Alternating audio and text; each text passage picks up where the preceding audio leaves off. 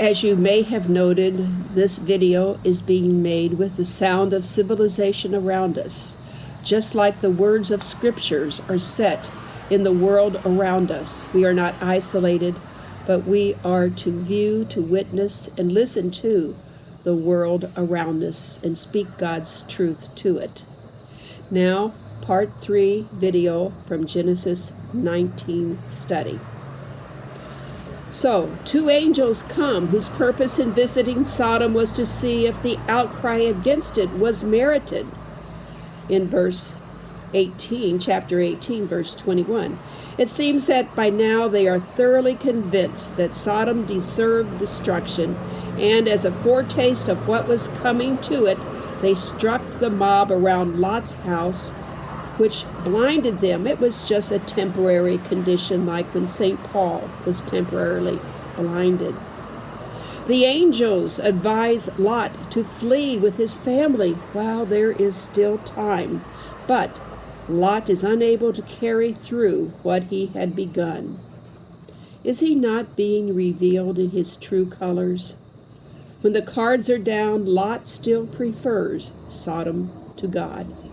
It was there that Lot had made his new home. His family is there, and it is implied, if not exactly stated, that there Lot possessed plenty of food, and there Lot has attained a prosperous ease.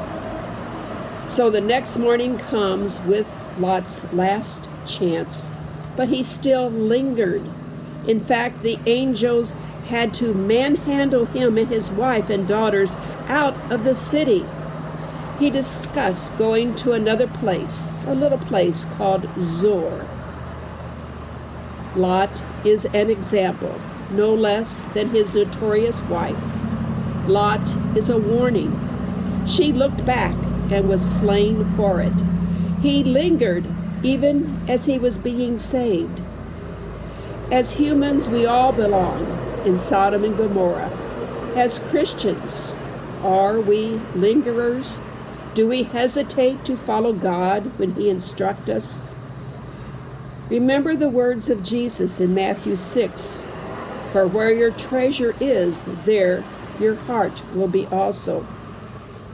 Or His words saying, "No one can serve 2 masters. For a slave will either hate the one and love the other, or be devoted to the one and despise the other. You cannot serve God and wealth." Lot finally escaped. His wife did not.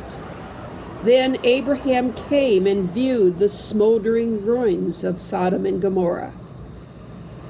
How would you feel if you were Abraham viewing those ruins? And then the last part of Genesis 19, we have an unusual story of Lot living in a cave with his 2 daughters. Is this perhaps the origins of animosity between the descendants of Abraham and their neighbors? Continue discussing this in the last set of questions regarding this story, chapter 19. 18 is part of 19, and the story of Lot and also Abraham.